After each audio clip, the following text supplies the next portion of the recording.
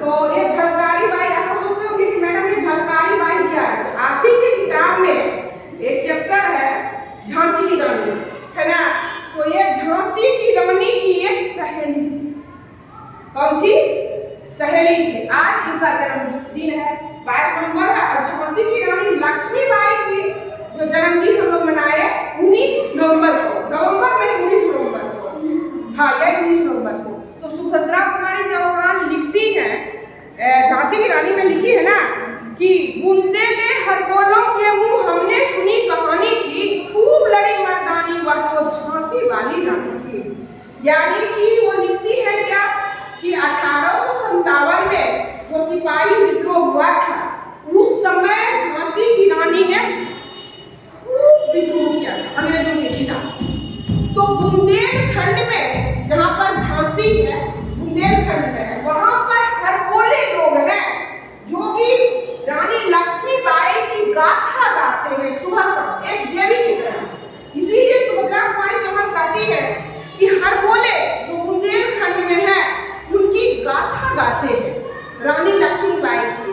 तो उनकी जो थी ये सहेली थी झलकारी बाई, और एकदम डुप्लीकेट, एकदम ठीक रानी लक्ष्मीबाई की तरह। और ये जो सेना बनाई थी महिला दस्ता दुर्गा दल, उनकी ये सेना नायक थी, सेनापति थी, जहां उसमें सिर्फ महिला थी और उनकी ये सेनापति थी। और लड़ते लड़ते ये शहीद हो गई थी।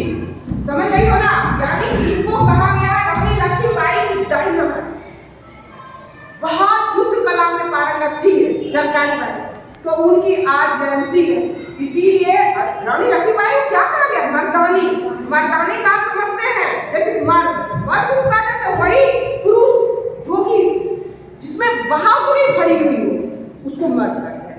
और मर्दानी वही हुआ जो मर्द के तरह काम करे, बहादुरी के साथ काम करे, उनको हम मर्दानी कहते हैं। इसीलिए सुभद्रा कुमारी चौहान कहती है खूब लड़ी मर्दानी वह तो झांसी वाली रानी थी। वो मर्दानी थी, खूब लड़ी अंग्रेजों के खिलाफ, खूब लड़ी, वो मामूली स्त्री नहीं थी। तो इनके बारे में हम बतलाएंगे। और झलकारी बाई के बारे में तो आप समझ गए, बोल रहे थे ना कि मैडम झलकारी बाई कौन है?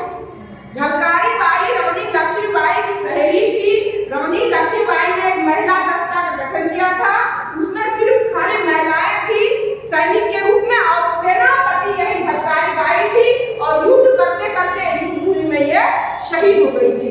आज उनकी जयंती, समझ गए?